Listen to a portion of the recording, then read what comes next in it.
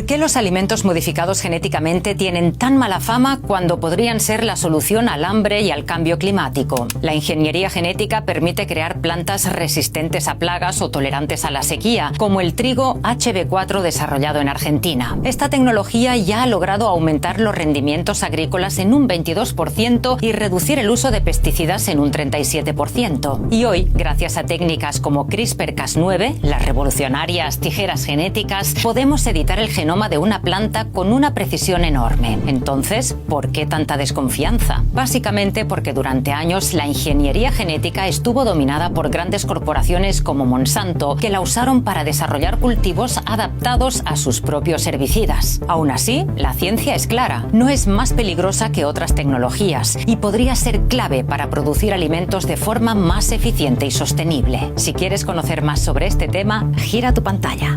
Los alimentos modificados genéticamente suelen tener mala reputación y grandes corporaciones como Bayer, que venden las semillas, a menudo son objeto de críticas. Pero la ingeniería genética es una tecnología clave en la agricultura. ¿Por qué tiene entonces tan mala reputación? ¿Y qué puede aprender Europa de la experiencia de países como Argentina o Estados Unidos? En este episodio de Transformar la Economía exploramos el verdadero potencial de la ingeniería genética en el campo. Uno de los métodos que más resistencia genera es la introducción de material genético de otra especie en una planta, los llamados transgenes. Por ejemplo, se transfiere a una planta un gen que la hace resistente a ciertos insectos dañinos, o uno que hace que la planta sea tolerante a un herbicida. En la ingeniería genética clásica, esto se conoce como OMG, organismo modificado genéticamente, y está regulado a nivel mundial. First of all, there have been fears from day one of the use of GMOs or development of GMOs, and those fears and concerns about health and environmental risks and corporate dominance, they have been deeply entrenched. Este es Martin Keim.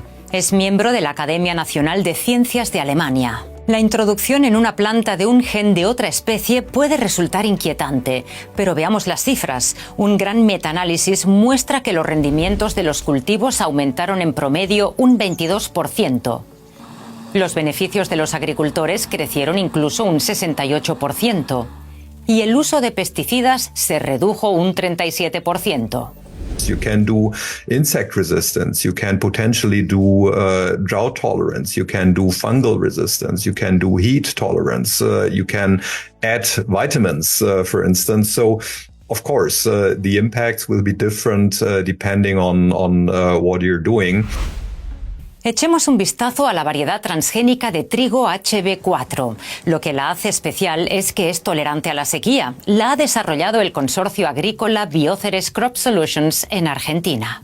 La característica principal es que fue desarrollada en Argentina y que está basada en un gen de girasol, porque el girasol es un cultivo naturalmente resistente, mejor dicho tolerante, es la palabra correcta, al estrés hídrico. La empresa afirma que el rendimiento aumenta en promedio un 20% en condiciones de sequía. Desde 2022 está autorizada para comercializar este trigo. Está aprobado en Argentina, Brasil, Paraguay y Estados Unidos. Y el hecho de que haya llegado a comercializarse me parece muy relevante, ¿no?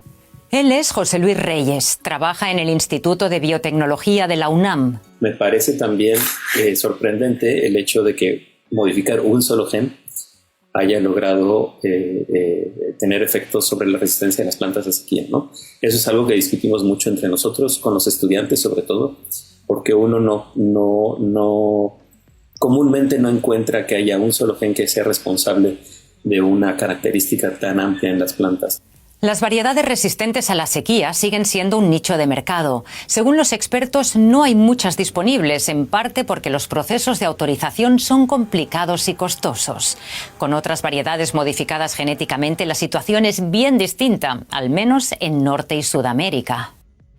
Allá en los 90, el primer transgénico se aprobó en el 94 en Estados Unidos, en el 96 en Argentina, así que te da una idea de que fuimos bastante pioneros, y en otros países como Brasil u otros países latinoamericanos fueron bastante tardíos. El país no tiene un rechazo hacia los transgénicos. Hoy en día, Estados Unidos, Brasil y Argentina son los 3 países donde se cultivan más variedades transgénicas, seguidos por India, Canadá, Paraguay y China. Estados Unidos y China lideran una nueva forma de ingeniería genética, la edición del genoma con la tecnología CRISPR-Cas9, conocida como tijeras genéticas, como en la sede de Bayer en San Luis. And it's something that has been really revolutionary in agriculture. It's a concept that allows you to go into a plant and really fine-tune a gene. CRISPR-Cas9 es una herramienta innovadora que ha revolucionado la edición genética.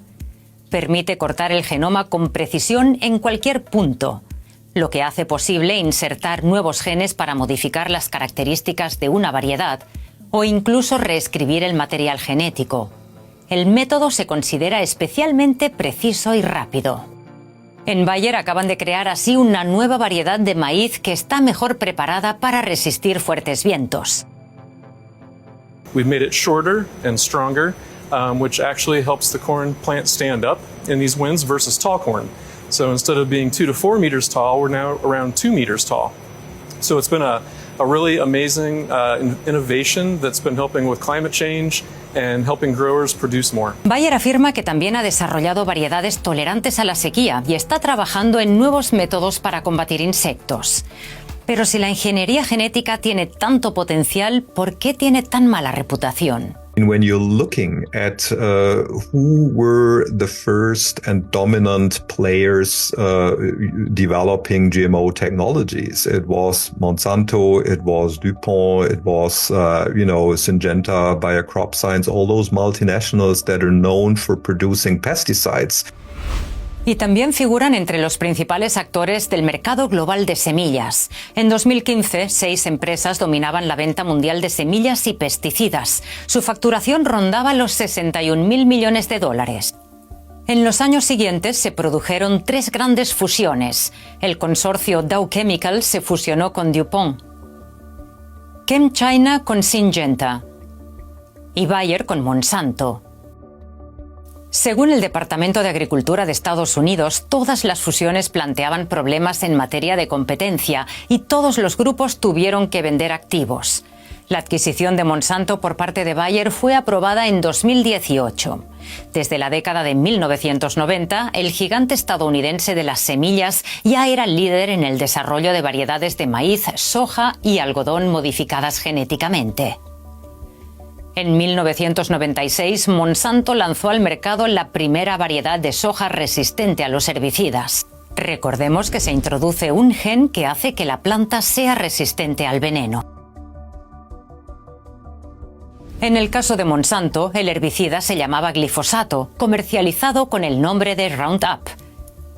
Hasta hoy sigue siendo tema de debate. En Estados Unidos hay más de 60.000 demandas pendientes por posibles casos de cáncer relacionados con el herbicida. Also Monsanto hat schon einen großen Anteil am schlechten Image der Gentechnik, weil man eben mit Gentechnik nicht gemacht hat, nicht die Resistenz der Pflanzen zu erhöhen, sondern man hat eben sie dafür genutzt, um ein bestimmtes Pflanzenschutzprodukt, das Glyphosat, besser vermarkten zu können.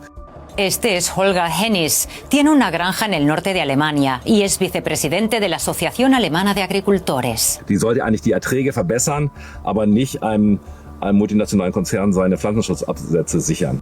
Esto significa que Monsanto no solo quería vender semillas tolerantes a los herbicidas, sino también el herbicida correspondiente, Roundup.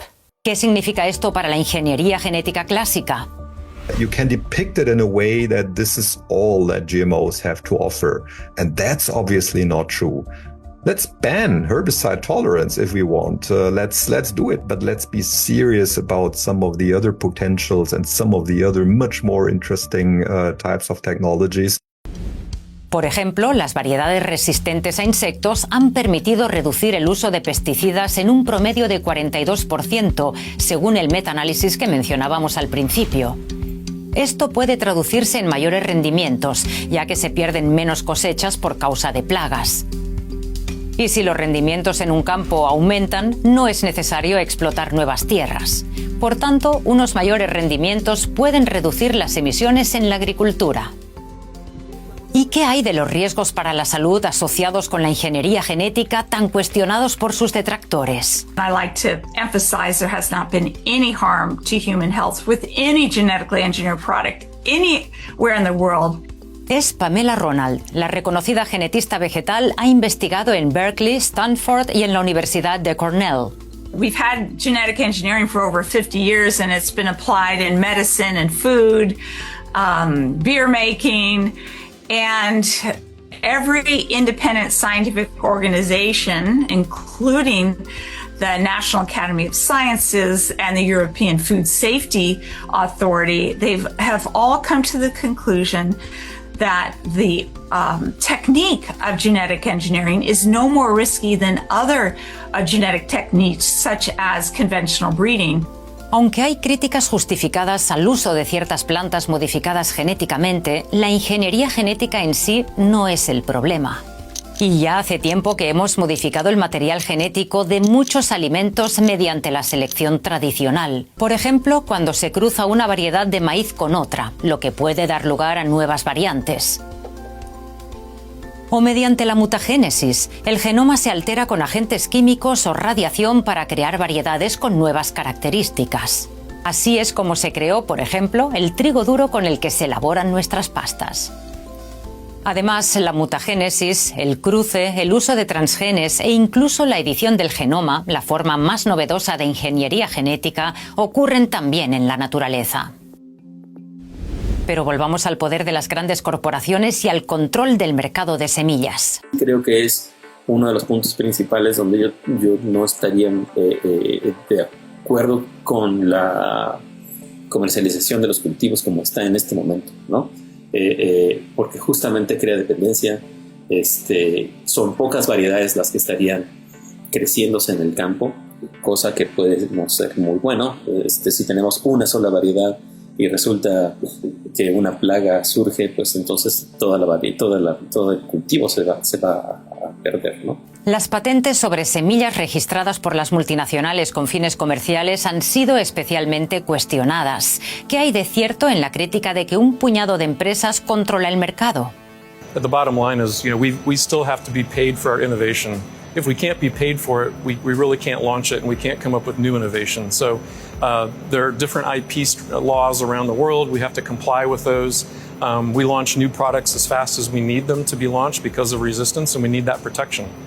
Según Bayer, la autorización de una nueva variedad puede demorar entre 10 y 15 años y supone un coste de entre 100 y 150 millones de dólares dependiendo del producto. ¿Es por ello que son principalmente los grandes consorcios los que invierten en nuevas variedades? Smaller companies don't really have the money to go through these rigorous regulatory standards, and so that means only the very large companies can pay in very large crops that bring in a lot of money to move forward. So I would like to see the regulations streamlined so that small groups can also be innovative. ¿Qué debe cambiar en términos de regulación? Veamos el caso de Alemania y la Unión Europea.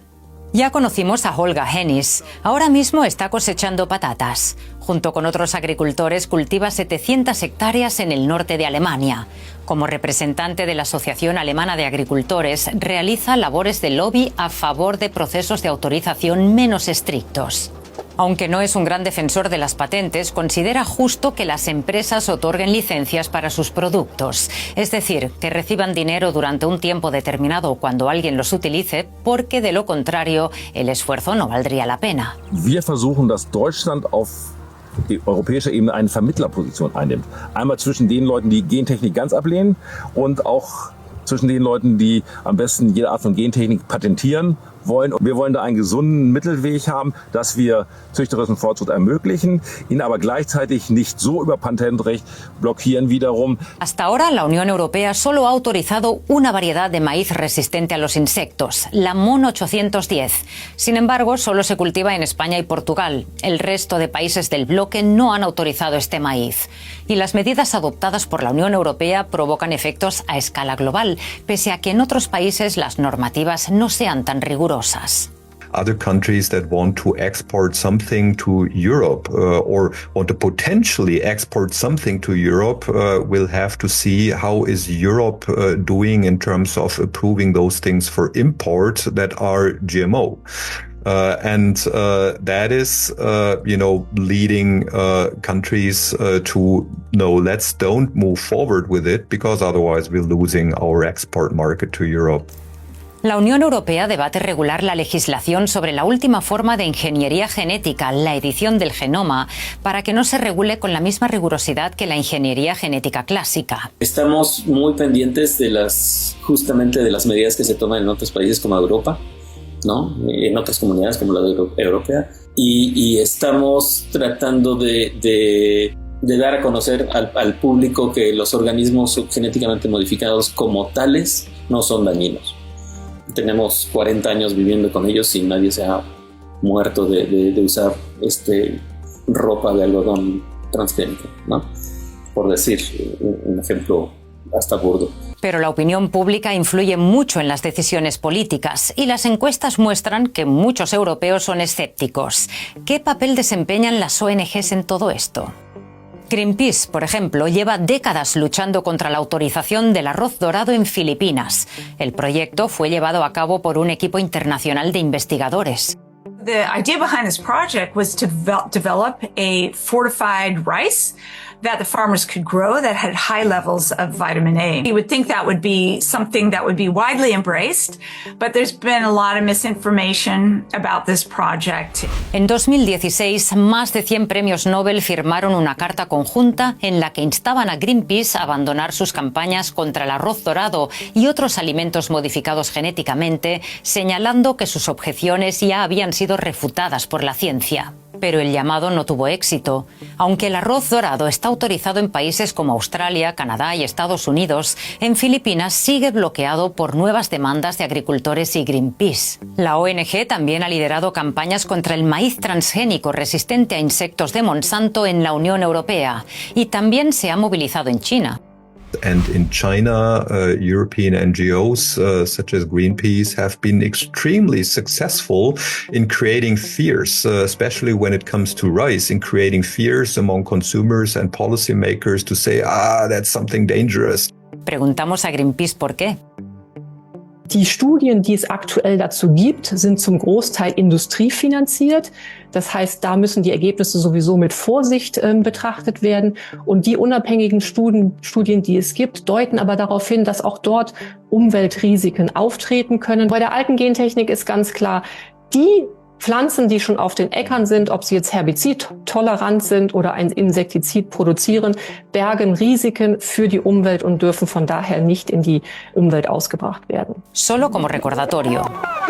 European Food Safety Authority, which is the highest authority in the EU for evaluating many of these new crops, have come to the same conclusion as our National Academy of Sciences and other major scientific organizations around the world, that these crops pose little risk and huge benefits. Por cierto, también hay ONGs que han eliminado la ingeniería genética de su agenda.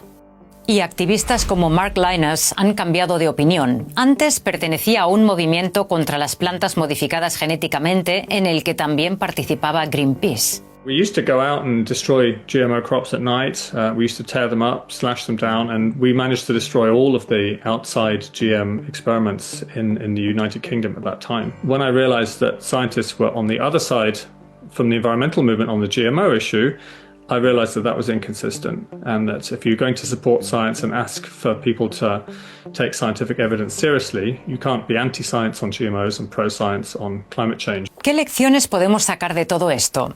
1. En lugar de prohibir la ingeniería genética, deberíamos examinar las características de las variedades modificadas.